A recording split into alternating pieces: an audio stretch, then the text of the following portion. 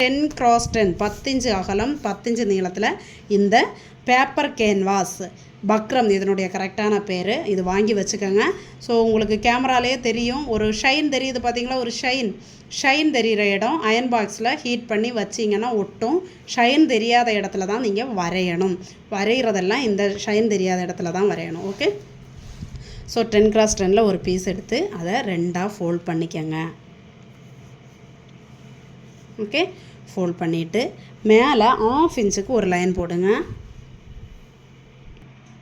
So மேலே first 1/2 இன்ச்சுக்கு first ஒரு ஸ்ட்ரைட் லைன் போடுங்க. ஏன்னா நம்ம சிசரில் வெட்டும்போது இங்கே பார்த்தீங்களா ஒரு அன்ஈவன் தெரியுது, அந்த அன்ஈவனுக்காக ஃபஸ்ட்டு ஒரு ஸ்ட்ரைட் லைன் போட்டுருங்க. ஈவனாக ஒரு லைன் மேலே போட்டுடுங்க. ஓகே, இப்போ இங்கேருந்து 1/2 இன்ச்சுக்கு ஒரு லைன் போட்டுடுங்க. இந்த 1/2 இன்ச் லைன் வந்து பிரிட்ஜ் லைன். இந்த 1/2 இன்ச் லைன் தான் பிரிட்ஜ் லைன். பிரிட்ஜ் லைன் ரொம்ப முக்கியம். ஓகே,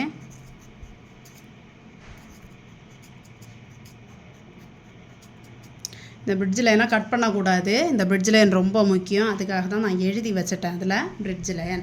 இப்போ நீங்கள் நெக்கினுடைய அகலம் ஆல்ரெடி நம்ம 3 இன்ச்சு அகலம், நீங்கள் இப்போ நான் 3 இன்ச்சு கொடுத்தேன். ஜஸ்ட் டிவைடட் பை 12 தானே பாடிஸில் வெட்டியிருக்கோம், துணியில் வெட்டியிருக்கோம். 3 இன்ச்சு அகலம். நீங்கள் 3 இன்ச்சு அகலம் கொடுத்தீங்கன்னா இந்த பக்ரமில் எடுக்கும்போது 3.5 இன்ச்சு எடுங்க.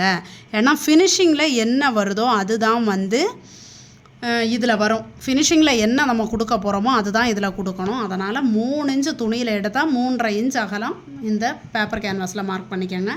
இப்போ ஹைட்டு மார்க் பண்ணணும். ஹைட்டு பிரிட்ஜ் லைனுக்கு கீழே தான் மார்க் பண்ணணும். உங்களுக்கு எவ்வளவு ஹைட்டு வேணுமோ அந்த ஹைட்டை பிரிட்ஜ் லைனுக்கு கீழே மார்க் பண்ணிக்கோங்க. நான் வந்து 6 இன்ச்சு ஹைட்டு கொடுக்குறேன். ஸோ 6 இன்ச்சை வந்து இப்படி மார்க் பண்ணியாச்சு. இந்த ஹைட்டு ஃப்ரண்ட் நெக்கு ஹைட்டு கொடுக்கும்போது ஒரு விஷயம் நல்லா ஞாபகத்தில் வச்சுக்கோங்க. ஒரு கார்மெண்ட்டுக்கு நீங்கள் ஃப்ரண்ட் நெக்கு ஹைட்டு கொடுக்கும்போது பேசிக்காக ஃபாலோ பண்ண வேண்டிய ஒரு விஷயம், அந்த பாடிஸினுடைய செஸ்ட்டு அளவு என்ன வருதோ அது டிவைடட் பை 12 ஒரு ஆன்சர் வரும் பார்த்தீங்களா. இப்போ எனக்கு வந்து 36.5, என்னுடைய செஸ்ட் அரவுண்டு 36.5, 12ஆல் டிவைட் பண்ணும்போது 3 இன்ச்சு வரும் எனக்கு. நெக்கு அகலம் வருது பார்த்தீங்களா, அந்த நெக்கு அகலத்து கூட மேக்ஸிமம் நம்ம ஆட் பண்ண வேண்டியது 3 இன்ச். அதுக்கு மேலே ஆட் பண்ணி நீங்கள் நெக்கு போட்டிங்கன்னா டவுன் ஆகிடும்.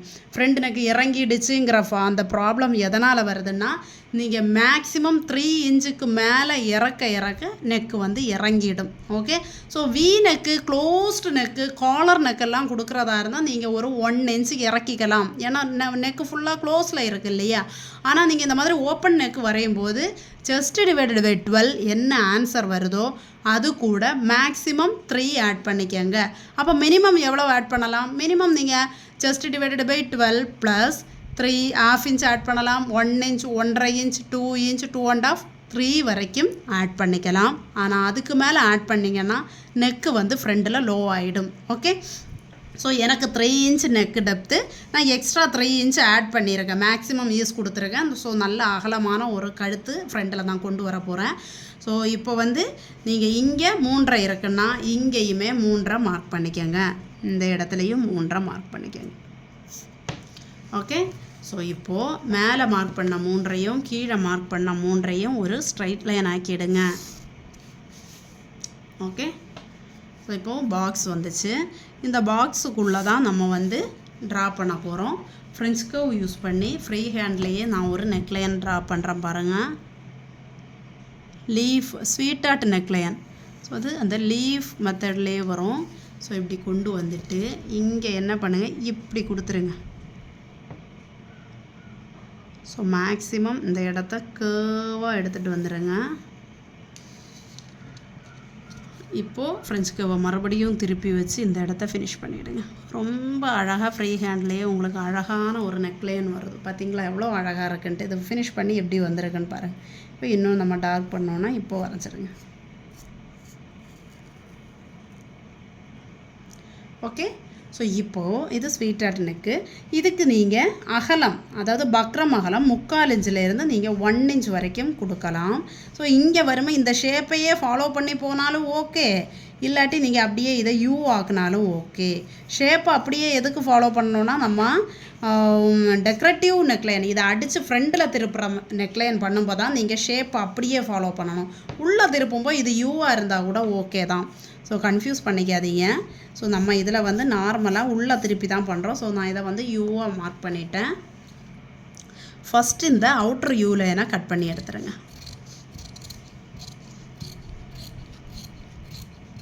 ஓகே, தென் இந்த எக்ஸ்ட்ராஸை கட் பண்ணிக்கோங்க. ஃபஸ்ட்டு நான் பிரிட்ஜ் லைனை வெட்டலை, நல்லா பாருங்கள், எக்ஸ்ட்ராஸை கட் பண்ணி எடுத்துட்டேன். ஏன்னா இந்த இடத்துல 1/2 இன்ச்சு தான் வேணும், எக்ஸ்ட்ராஸ் இருக்கக்கூடாது. இப்போ என்ன பண்ணுங்கள், இந்த நெக் லைனை கட் பண்ணி எடுங்க.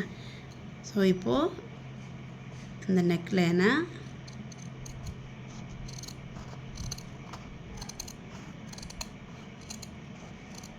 கொஞ்சம் கூட இந்த இடத்த யூ ஆக்கிடுறேன். ஸோ அது நம்ம யூ ஆக்குறதுல தான் இருக்குது. இது வரைக்கும் சிசரை எடுத்துருங்க. தெரியுதா, பிரிட்ஜ் லைன் நான் கட் பண்ணலை. இப்போ அப்படியே இப்படி திருப்பிட்டு இப்போ இந்த பிரிட்ஜ் லைனை இப்படி வெட்டிடுங்க. ஸோ பாருங்கள், நெக்கினுடைய ஷேப்பு தான் இது, தெரியுதா? ஆனால் நமக்கு அது தேவையில்லை. நமக்கு எது தேவை, இது தான் தேவை. இங்கே பாருங்கள். ஓகே, இப்போ இதை வந்து நம்ம துணியில் அயன் பண்ணி எடுத்துடலாம். ஸோ அதுக்கு என்ன வேணும்னா, இது நிற்கிற மாதிரி ஒரு பீஸ், இது 10x10னா ஒரு 12x12ல் ஒரு பீஸ் இருந்தால் இதை அயன் பண்ணி எடுத்துடலாம். ஸோ அயன் பண்ணி எடுத்துருவோம். ஸோ இப்போது அந்த பக்ரம் வந்து இந்த பீஸில் நான் அயன் பண்ணி எடுக்கிறேன். இப்போது நம்ம கட் பண்ணி வச்சுருக்கிற இந்த பீஸை இதில் இப்படி வச்சிடலாம். இந்த பீஸை தாண்டி 1/2 இன்ச்சு வந்து எக்ஸ்ட்ரா இருக்கணும், அது மட்டும் பார்த்துக்கோங்க. நம்ம அயன் பண்ணுற பீஸை தாண்டி அவுட்டரில் 1/2 இன்ச்சு துணி இருக்கிற மாதிரி ஒரு பீஸ் வந்து ஒரு துணி வேணும். ஓகே, ஸோ இப்போ அதே மாதிரி அயன் போடுறது கூட இந்த பிரிட்ஜ் லைனில் தான் நீங்கள் முதல்ல வந்து அயன் பாக்ஸை வைக்கணும். அதுக்கு முன்னாடி நீங்கள் அயன் பாக்ஸை வச்சிட்டிங்கன்னா என்ன ஆகும்னா, உங்களுக்கு இந்த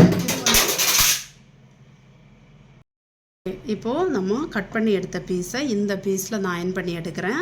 இந்த பீஸ் எப்படி நீங்கள் நீளம் அகலம் கண்டுபிடிக்கணும்னா இதுதான். இந்த பீஸை இது மேலே இப்படி வைக்கும்போது இந்த பிரிட்ஜ் லைனில் இல்லை, இதை சுற்றி இருக்கிற இந்த யூ வளைவு இருக்குது இல்லையா, இதை சுற்றி 1/2 இன்ச்சு துணி இருக்கிற மாதிரி பார்த்துக்கோங்க. ஓகே, 1/2 இன்ச்சு துணி இருக்கிற மாதிரி நீங்கள் இந்த துணி இதை வந்து ப்ளேஸ் பண்ணிக்கோங்க. இப்போது இதை அயன் பண்ணலாம். அயன் பண்ணும்போது பிரிட்ஜ் லைனில் ஃபஸ்ட்டு அயன் பாக்ஸை வைங்க. ஓகே,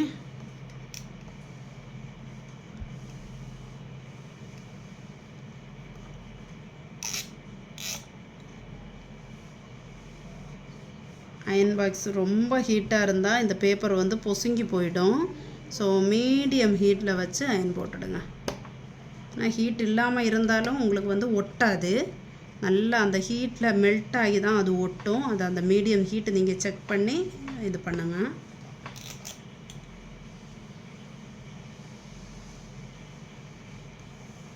எந்த மாதிரி நெக் ஷேப் இருந்தாலும் இந்த பக்ரம் யூஸ் பண்ணி நீங்கள் வந்து பண்ணிக்கலாம். ஸோ ஃபஸ்ட் டைம் பக்ரம் யூஸ் பண்ணி என்னுடைய வீடியோ பார்த்து முதல் டைம் நீங்கள் பண்ணுறதா இருந்தால் ஒரு 2-3 நெக்லைன் இந்த மாதிரி நீங்கள் ட்ரை பண்ணுங்கள்.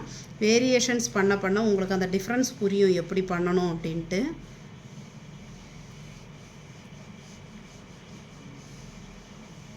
ஸோ ஃபினிஷ் பண்ணிட்டேன்.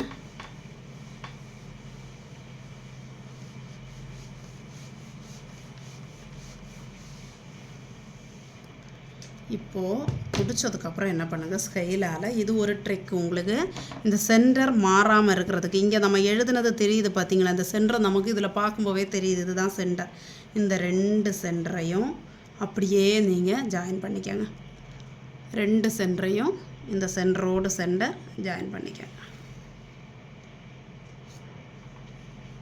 ஓகே, தெரியுதா? நல்லா டார்க்காக நீங்கள் வரைஞ்சிட்டிங்கன்னா துணியில் வைக்கும்போது நமக்கு இந்த சென்டர் வந்து நல்லா தெளிவாக அதில் வைக்கிறதுக்கு யூஸ் ஆகும். ஓகே, ஸோ இப்போது இதோடைய கட் பண்ணும்போது என்ன பண்ணுங்கள், சுற்றி 1/2 இன்ச் இருக்கிற மாதிரி நம்ம மடித்து தைக்கிறதுக்காக தான் அந்த 1/2 இன்ச்சு. ஸோ சுற்றி 1/2 இன்ச் இருக்கிற மாதிரி நான் இந்த டாட்டட் லைன் போடுறேன். இதை தான் நம்ம கட் பண்ணி எடுக்க போகிறோம்.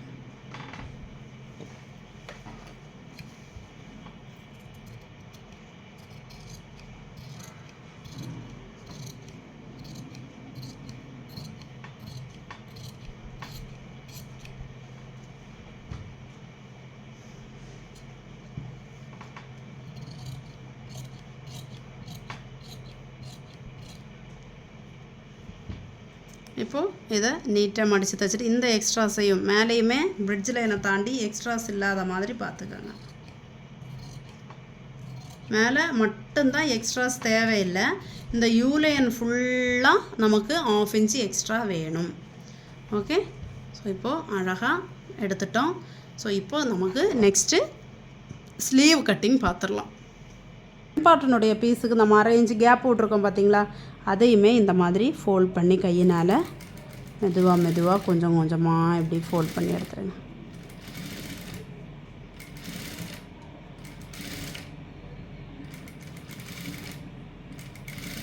ஸோ இந்த சைடு மடிக்கும்போது குட்டி குட்டியாக இந்த மாதிரி ப்ளீட்ஸ் மாதிரி வந்தாலும் ப்ராப்ளம் இல்லை. காரணம் உங்களுக்கு பேக் வந்து நீட்டாக இருக்கும், எந்த சுருக்கவுமே பேக்கில் இருக்காது. ஸோ ஸ்லோவாக ஃபோல்ட் பண்ணி தைங்க.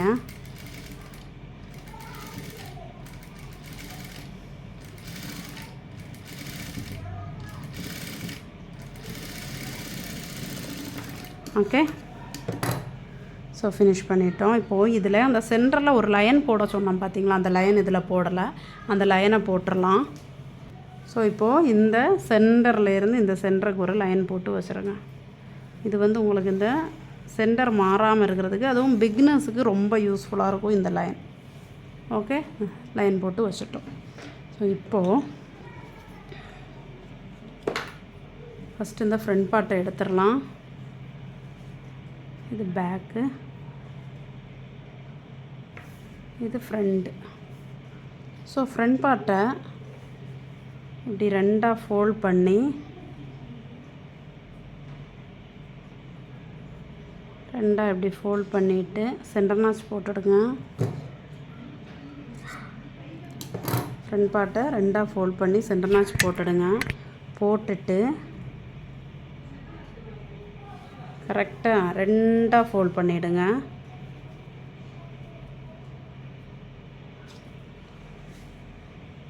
இந்த மாதிரி 2ஆக ஃபோல்ட் பண்ணிவிடுங்க. ஃபோல்ட் பண்ணிவிட்டு கையினால் நல்லா தேய்ச்சிடுங்க. காட்டன் கிளாத் ஆனதுனால கையினால் தேய்ச்சா போதும். இதுவே நீங்கள் பனாரஸ் அந்த மாதிரி சிந்தட்டிக் மெட்டீரியலில் ஸ்டிச் பண்ணுறதா இருந்தால் அயன் பாக்ஸால் இப்படி ஃபோல்ட் பண்ணி ஒரு அயன் போட்டுடுங்க. இந்த அயனிங் வந்து உங்களுக்கு சென்டர் மாறாமல் இருக்கிறதுக்கு யூஸ் ஆகும். ஓகே, சென்டர் இந்த மாதிரி கிரீஸ் பண்ணிவிடுங்க. அப்புறம் இப்படி ஓப்பன் பண்ணால் நமக்கு இந்த சென்டர் லைன் நல்லா நீட்டாக தெரியுது பார்த்தீங்களா. இந்த சென்டர் லைனுக்கும் இதுலேயுமே மடித்து ஒரு சென்டர் நாச் போட்டுடுங்க. இந்த சென்டர் வந்து நம்ம லைன் போட்டிருக்கோம் பார்த்தீங்களா சென்டரில், அந்த லைனில் இந்த நாச் இருக்கும். ஓகே, ஸோ இந்த சென்டர் நாச்சையும் இந்த சென்டர் நாச்சையும் ஒன்று மேலே ஒன்று சேமாக வைங்க. வைக்கும்போது இந்த கார்னரும் இதுவும் சேமாக இருக்கணும். இந்த நம்ம க்ரீஸ் பண்ணி விட்டுருக்கோம் பார்த்தீங்களா, இந்த இடமும் நம்ம ஃபோல்டில் க்ரீஸ் பண்ணி விட்டுருக்கிற இடமும் இந்த கார்னரும் சேமாக ஒன்று மேலே ஒன்று வரணும். இதுதான். ஆனால் இந்த இடம் ஈவனாக வராது, நமக்கு ஸ்லோப் இருக்கிறதுனால சைடு வந்து ஈவனாக வராது. ஓகே, ஸ்லோப் இருக்குது இல்லையா, அதனால். ஸோ 2 நாச்சையும் ஒன்று மேலே ஒன்று கரெக்டாக வச்சுடுங்க. வச்சு இப்படி க்ளோஸ் பண்ணிவிடுங்க. இந்த மாதிரி வச்சுட்டு பெல் பின் போட்டுடுங்க. ஸோ இப்போது இந்த சென்டர் நாச் நம்ம நாச் மேலே நாச் வச்சுட்டோம் இல்லையா, இந்த இடத்துல ஒரு பெல் பின் போட்டுடுங்க நவராமல் இருக்கிறதுக்கு.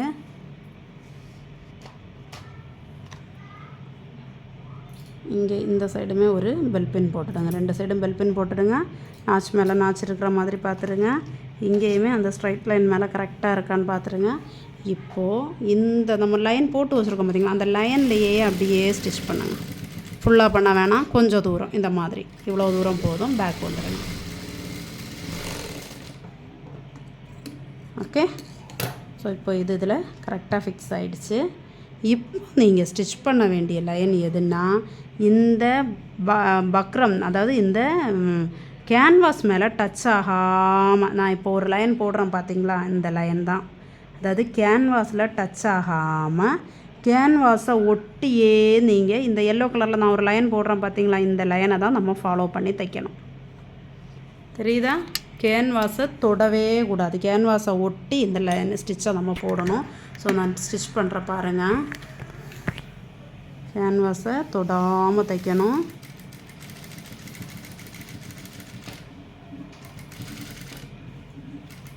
என்ன ஷேப்னாலும் நீங்கள் இந்த மெத்தடில் பண்ணிக்கலாம். ஸோ பிரிட்ஜ் லைன் இருக்கிறதுனால உங்களுக்கு இந்த அலைன்மெண்ட் வந்து மாறாது.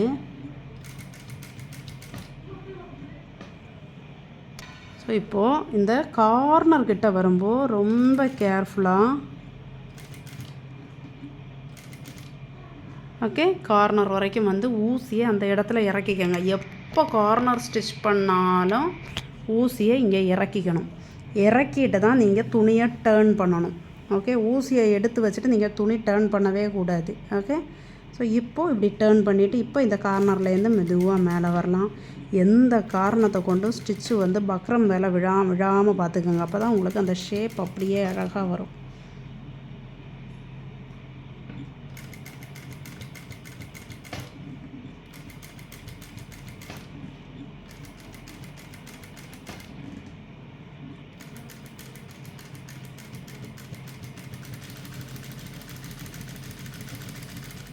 ஓகே வெளியே வந்துட்டோம்.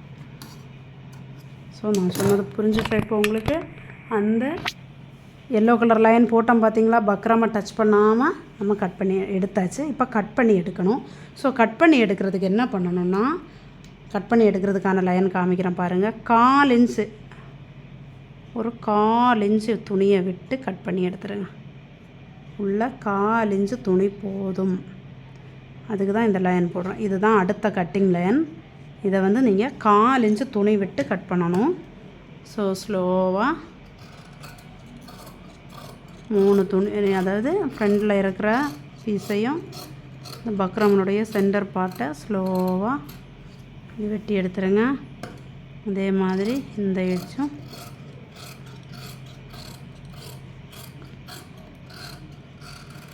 எடுக்கும்போது இந்த கார்னரை மட்டும் நல்லா அந்த தையலுக்கு 1/8 கேப் இருக்கிற மாதிரி போட்டுடுங்க. கார்னர் வந்து தையலுக்கு 1/8 இருந்தால் போதும். இங்கே 1/4 இன்ச்சு தேவையில்லை. நீங்கள் தையல் மேலே கட் ஆகக்கூடாது, அவ்வளோதானே தவிர 1/8 கேப் இருந்தால் போதும். அதே மாதிரி இந்த நாச்சு இப்படி கிராஸாக வச்சு நாச்சு கட் கொடுங்க. நீங்கள் கிராஸாக கொடுக்கும்போது அதுவும் தையலில் படாமல் பார்த்துக்கோங்க. ஓகே எல்லா இடத்துலையும் நாச்சு கொடுக்கணும். எல்லா வளைவுகள்லேயும் நாச்சு வந்து கிராஸாக கொடுக்கணும். ஸோ வளைவுகள் திரும்பணுன்னா கம்பல்சரி நம்ம நாச்சு வந்து கொடுக்கணும். ஓகே ஸோ நாச்சு கொடுத்தாச்சு. இப்போது இந்த மாதிரி பெண்டு வரும்போது நீங்கள் டாப் ஸ்டிச் கொடுக்க தேவையில்லை. அயன் போட்டால் போதும். அயன் போட்டுட்டு நீங்கள் மேலே வந்து எண்டு ஸ்டிச் கொடுக்கலாம். ஸோ இந்த பெண்டு வந்து இங்கே பாருங்கள், இப்படி அழகாக டேர்ன் ஆகுதா, இந்த இடம் வந்து இப்படி டேர்ன் ஆகுதா, கையினால் இப்படி இது பண்ண போவே தெரியுது பார்த்தீங்களா. இப்போ இப்படியே திருப்பிடலாம். இந்த சைடும் அப்படியே திருப்பிடலாம். ஸோ திருப்பும்போது உங்களுக்கு அயன் பண்ணாமலே ஷேப் உங்களுக்கு தெளிவாக தெரியும் பாருங்கள். தெரியுதா? ஸோ அயன் பண்ணாமலே உங்களுக்கு ஷேப்பு வந்து ரொம்ப நீட்டாக தெரியும். ஸோ இப்போ அயன் பண்ணி எடுத்துகிட்டு வந்தால் இன்னும் ஷேப் உங்களுக்கு நல்லா தெளிவாக தெரியும். அயன் பண்ணி எடுத்துகிட்டு வந்துடுறேன்.